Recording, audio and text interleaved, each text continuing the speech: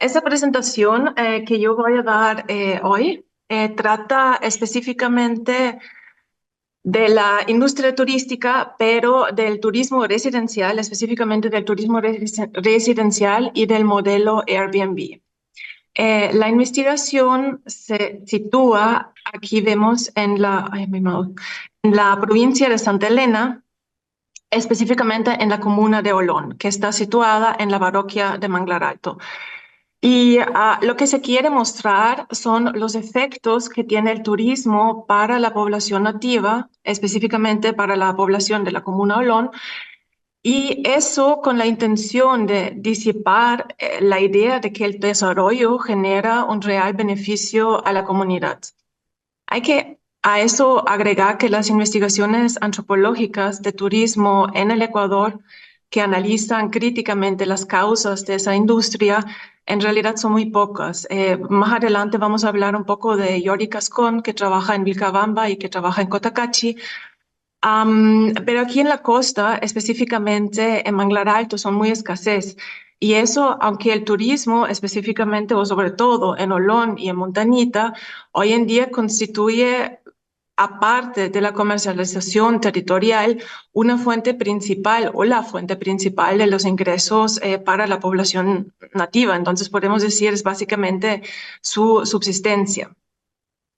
Para dar un poco un contexto, el turismo arrancó en Latinoamérica a partir de los años 90 y era bienvenido porque era visto como una solución a corto plazo para resolver los problemas económicos que en este momento atravesaban los países del sur.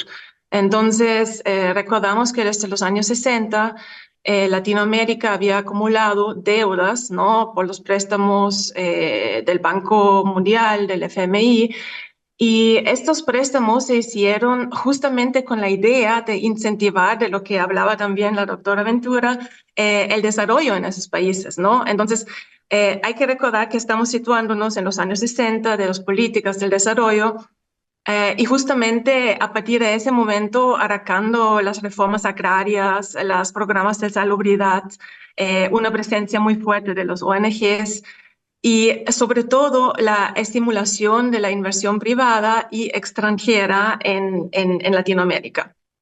Y entonces a través del turismo se prometía generar ingresos para el país, pagar las deudas, con eso disminuir la pobreza, incrementar nuevas plazas de trabajo, mejorar la infraestructura. Entonces en sí mejorar la calidad o contribuir a una mejora para la calidad de la vida. Todo eso sobre todo a través de la inversión extranjera y privada. El turismo era visto por mucho tiempo como una panacea al desarrollo que produce rápidas y considerables ganancias. Y la pregunta que tenemos que hacernos, ¿para quiénes lo está produciendo?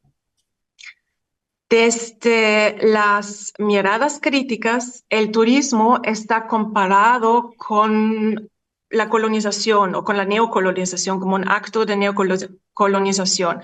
Eso justamente por la dependencia que se genera al capital extranjero. Hablamos específicamente de la dependencia entre el sur hacia el norte y también por la extracción de los recursos en los países sur. Ahí hablamos de la mano de obra barata y el suelo, el territorio, o sea, las tierras, a beneficio de la inversión extranjera.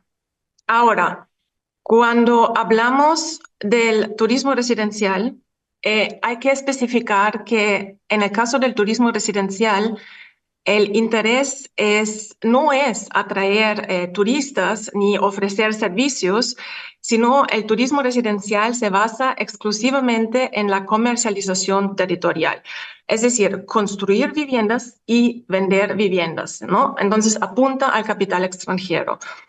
Se ha convertido, sobre todo para las empresas inmobiliarias, en un negocio rentable. Hablamos de construcciones, como ustedes están viendo en la primera imagen, de construcción de urbanizaciones grandes, la venta de terrenos o viviendas dentro de esas urbanizaciones y básicamente podemos decir que la riqueza se produce del acaparamiento de tierras. Entonces, más tierras, mejor ganancias. Y en la medida en que aumenta la compra de tierras, los precios del suelo también aumentan significativamente. Esto analiza Jordi Cascón en Cotacachi. Creo que en Cuenca también no estoy segura, pero bueno, aquí el ejemplo de Cotacachi. Allá esa nueva demanda de tierra generó o había generado un rápido incremento en los precios. Tanto así que el suelo se convirtió en una reserva de capital con mayores intereses en comparación a cualquier sistema bancario. Entonces, era mucho más rentable invertir en tierra que tener su dinero en el banco. Era una inversión segura y muy rentable. Esta dinámica generó una transformación en la función del suelo. Antes se adquiría el suelo o con la intención de usarlo, ¿no? Para viviendas de segunda residencia, como viviendas para vacacionar o de primera residencia. Pero luego de que los precios aumentaron tan rápidos, el negocio estaba en la simple posesión de la tierra. El simple hecho de tener la tierra, es decir, de ser propietario de un terreno, hacía que la inversión tuya se vaya aumentando sin que tú hagas algo. Y la población, en cambio, no tenía esos recursos para competir con esos altos precios del suelo. Entonces fueron despojados de su hábitat, tuvieron que vender sus tierras, muchos migraron y a raíz de eso tuvieron que vender su mano de obra barata en las ciudades. Ahora, la costa ecuatoriana, nuestro sitio de investigación. El turismo residencial se instaló en la costa a partir de los años 70, pero en este momento se trató de un turismo residencial específicamente en Salinas y Vallenita para la población pudiente de Guayaquil. Recién podemos decir que en los últimos 10, 15 años el turismo residencial se instaló fuertemente en la costa, lo que es Olón y los pueblos alrededor de Olón. Y notables son lo que vemos aquí en la foto, es uno de los resorts más grandes en Olón, que es justamente entre la carretera y el océano, y va desde Olón yendo hacia el norte, hacia Curía. Y entonces lo que notamos son las grandes urbanizaciones, ¿no?, que comenzaron a aparecer específicamente en la comuna de Olón. La época de oro para el mercado inmobiliario en la zona costera de Manglar Alto era entre el 2010 y el 2014. Y eso está relacionado con la crisis financiera del 2008. En esos momentos de inseguridad financiera, ¿no?, justamente por el quiebre de la burbuja inmobiliaria de los Estados Unidos, los bajos precios del suelo en el sur se han convertido en una inversión segura en este momento para el capital extranjero. En Olón, si nos volvemos a situarnos en Olón, en Olón, el desarrollo del turismo residencial, para entenderlo, tiene tres momentos claves. El primer momento son los años 80-90, cuando se comenzó a instalar la industria turística lentamente. Luego inicia la época del crecimiento turístico, de un turismo residencial a partir del 2014-2015 y el momento actual con este nuevo modelo Airbnb. Los años 80-90 constituyen una época de precariedad económica para la población nativa. Entonces, en la zona no había mucho trabajo, mucha gente migraron hacia las ciudades para vender ahí su mano de obra. Entonces, comenzó a partir de esa dinámica a aumentar la venta de las tierras en esos momentos, ¿no? Los comuneros, a raíz de eso, lograron solventar sus gastos diarios, pero también crearon la base sobre la cual se comenzó a extender el turismo. Una parte de los ingresos monetarios fueron dados a la colectividad, a la comunidad, también para construir, para mejorar, para desarrollar la infraestructura que en este momento era meramente básica. Y esto también dio lugar para que nueva gente ingresaba. Entonces, poco a poco comenzaron a ingresar los actores en búsqueda de una vida tranquila y fuera de ese estrés cotidiano, y Olón se convertía en el destino principal de la costa para jubilados extranjeros. En 2020, para la revista International Living, y eso cito, Olón era señalado como uno de los 5 lugares principales para jubilarse y vivir una vida lujosa debido a su bajo costo de vida.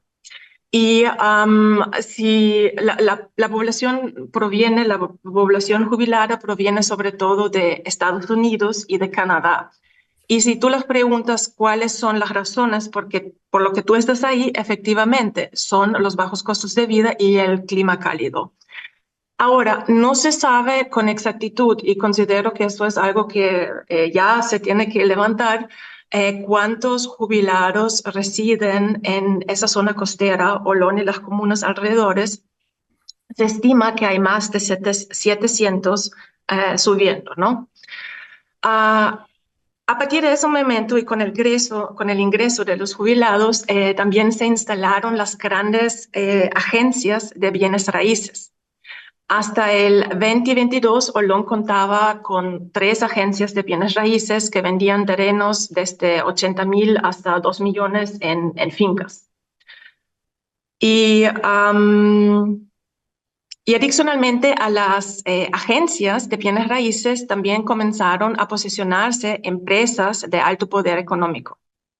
Entonces ellos comenzaron a construir urbanizaciones para luego parcelarlas y venderlas. Solamente Olón, la comuna de Olón, cuenta por lo menos con 7 urbanizaciones. Palms Olón, Ventura Resort, Hacienda Olonche, Bosque de Olón, Oloncito, para nombrar algunos. Y son ciudadelas cerradas que ocupan grandes extensiones territoriales y en donde la población nativa o los migrantes laborales solo aparecen para llevar a cabo sus trabajos por los que fueron contratados. Entonces, esa condición genera o generaba varios efectos, y uno de esos efectos es la gentrificación sectorial, la elitización territorial que conduce a lo que llamamos discriminación socioespacial. Y voy a explicar a qué me refiero con eso. Con la instalación de las urbanizaciones se han creado nuevas zonas de lujo destinadas a la población pudiente, jubilados extranjeros y la élite nacional. Y esas zonas se convirtieron en espacios exclusivos para ese tipo de personas, residentes y élite nacional. Estas áreas cuentan no solamente con alto capital económico, que se refleja en los precios del suelo y en los precios de la renta, sino también social y simbólico. Son concebidos como, y eso aquí ustedes están viendo en la cita, son concebidos como espacios prestigiosos, bien vistas, contrarias a las zonas donde en su mayoría se concentra la población nativa y los migrantes laborales. En la foto izquierda vemos una de las grandes haciendas Olonche en Olón, y en la foto derecha simplemente el centro de la comunidad. Lo importante en este caso es la valorización del sector, es que la valorización del sector está ligado a un grupo social específico. Este grupo social, con todo el capital simbólico que lo representa, contribuye a la construcción identitaria de esas zonas. Son espacios percibidos como lujosos, modernos, desarrollados, urbanos, habitados por gente a las que se les dotan estas mismas características. En cambio, los sectores y zonas que son habitados por gente local y inmigrantes laborales, desde el imaginario social de los actores externos, son presentados como pobre, rural, sucio, ruidoso, inseguro, peligroso, y con estas características a que son dotadas esos sectores, también lo son la gente que lo habita. Entonces, en resumen, hay una correlación entre representación social de la zona y representación social de los actores que lo habitan. O, en otras palabras, la elitización, ¿no?, territorial conduce a esta discriminación socioespacial. Bien, tengo que avanzar rápido porque veo que ya me está acabando el tiempo. Como tercer momento, ya estamos en Airbnb. El modelo Airbnb. Rapidísimo, inicia, es algo que últimamente está creciendo mucho en la Comuna Olón. Inicia en el 2007 en San Francisco. Es una plataforma que se puede dar, a partir de la cual se puede dar uso a su bien inmueble como alojamiento turístico. En un inicio se ha creado como una economía circular y colaborativa. Una plataforma que ofrece a anfitriones la opción de alquilar su espacio que tengan disponibles, ¿ya? Y eso a una clientela que no quiere o no puede pagar los altos precios de los hoteles. Entonces, se abre un nuevo mercado y este nuevo mercado está basado en el mercado de viviendas de alquiler turístico. Hablamos de un sistema de economía colaborativa y según Gil Ezequiera, esta idea colaborativa existe siempre y cuando el anfitrión no presta los servicios por más de 90 días. Porque en este caso se supone que habita esa casa y lo renta en los momentos, en los momentos que no lo usa. En cambio, los autores dicen que se convierte en una actividad comercial cuando se sobrepasan esos 90 días.